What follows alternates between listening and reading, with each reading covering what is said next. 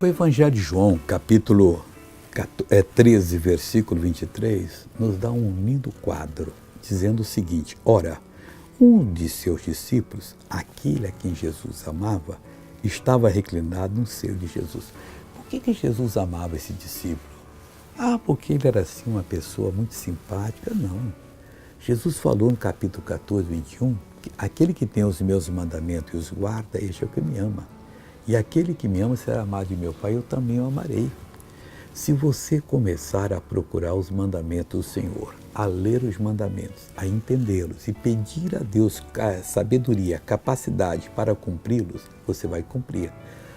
Você vai ser uma pessoa amada por Jesus. Vai ter tanta revelação, vai ter tanta operação dele na sua vida, vai ter tantas coisas boas que vão lhe acontecer e você precisa estar sendo amado pelo Senhor.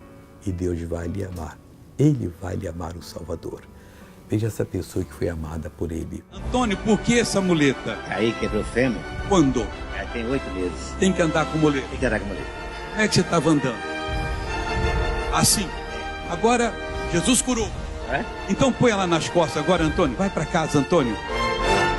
Vai, Antônio. Vai, Antônio. Agora eu quero orar com você, meu Pai. Há mais pessoas, mas muitas, que estão orando dizendo: me ensina os teus mandamentos, me ajude a guardá-los, provar que eu te amo, porque eu quero ser amado por ti.